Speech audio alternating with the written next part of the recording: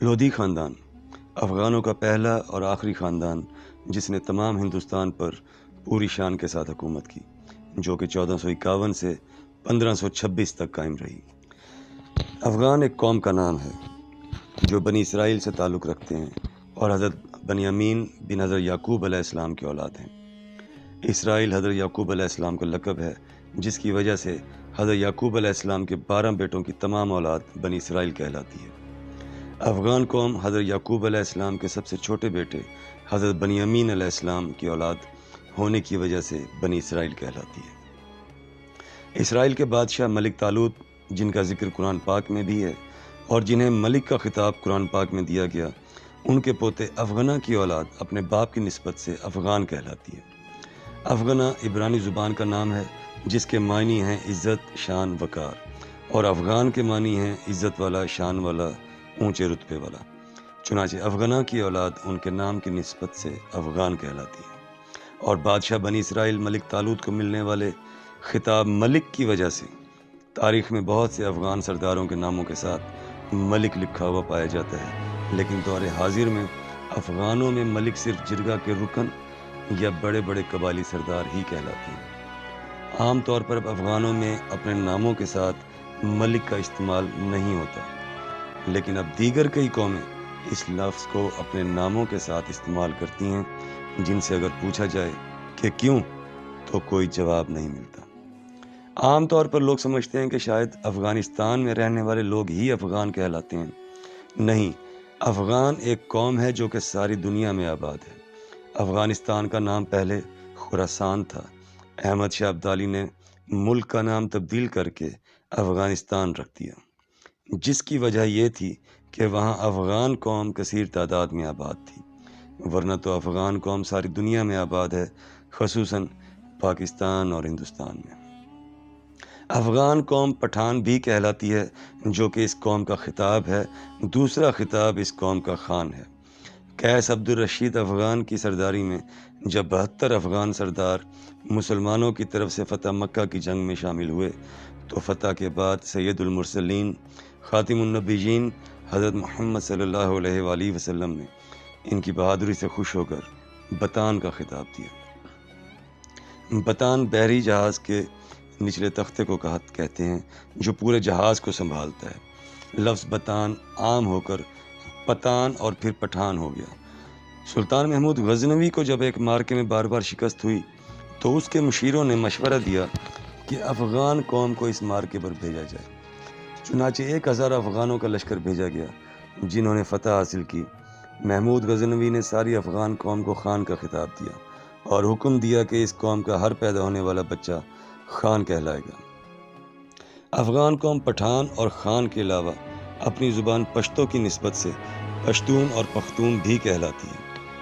پشتو زبان میں شین کی جگہ خے بھی بولا جاتا ہے، چنانچہ پشتون اور پختون یا پشتو اور پختو ایک ہی بات ہے۔ جب حضرت سلیمان بنی اسرائیل کے بادشاہ بنے اور بیت المقدس بنانے کا وقت آیا اور ارادہ کیا گیا، تو سردار افغنا سپہ سالار نے اس کام کو اپنی نگرانی میں سر انجام دینے کی خواہش ظاہر کی۔ حضرت سلیمان ملک طالوت کے نواسے اور افغنا ملک طالوت کے پوتے تھے۔ بیٹوں کے چھوٹے ہونے کی وجہ سے ملک طالوت کے بعد بادشاہت ان کے داماد حضرت داؤد علیہ السلام کو ملی، اور پھر حضرت سلیمان علیہ السلام بادشاہ بنے۔ افغنا کی خواہش پر حضرت سلیمان نے ان کی نگرانی میں اس کام کو دیا اور ہزاروں جنات کو بھی ان کی سرداری میں دیا تاکہ وہ ان سے کام لے سکیں، لیکن زبان کا فرق درمیان میں حائل ہو گیا۔ چنانچہ جنات نے افغنا کو اپنی زبان سکھائی، اور افغنا کی اولاد افغانوں نے بجائے عبرانی زبان کے اسی زبان کو اپنایا جس کا نام پشتو ہے۔ لیکن جیسے جیسے افغان قوم کی تعداد بڑھتی گئی اور وہ دنیا کے مختلف علاقوں میں پھیلنے لگے، تو بہت سے افغانوں نے انہی علاقوں کی زبانیں اور لباس کو اپنا لیا جہاں جہاں وہ آباد ہوئے۔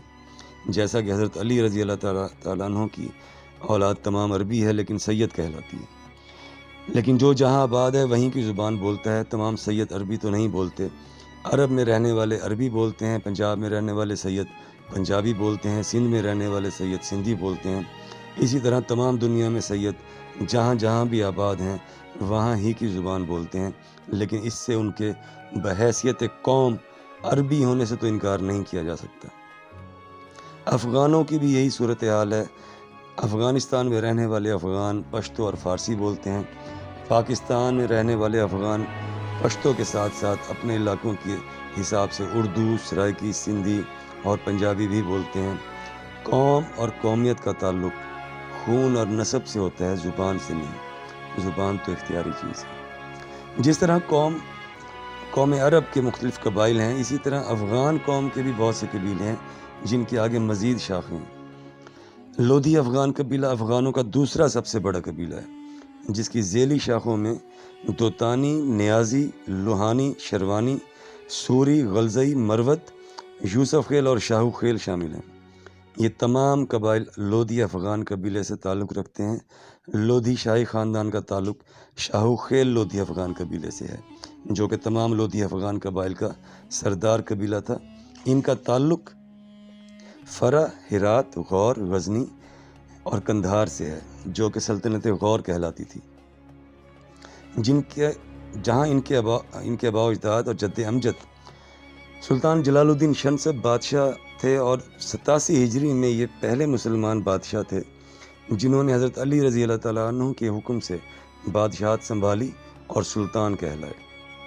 ان کے نام کی نسبت سے لودھی افغان قبائل جو کہ ان کی اولاد ہیں شنسبی افغان بھی کہلاتے ہیں۔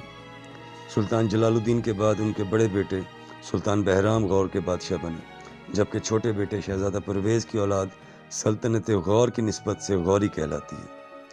یہ بات عرف عام میں مشہور ہے کہ آپ کسی بھی نیازی، لودھی، دوتانی، لوہانی، سوری، مروت، غلزئی، یوسف خیل اور شاہو خیل کو غوری بھی کہہ سکتے ہیں، کیونکہ ان کا تعلق سلطنت غور سے اور بادشاہ غور کی اولاد ہے۔ جبکہ سلطان بہرام بادشاہ غور کے پوتے شہزادہ حسین کی بیوی متو بی بی کی نسبت سے تمام لودھی افغان قبائل متو زئی بھی کہلاتے ہیں۔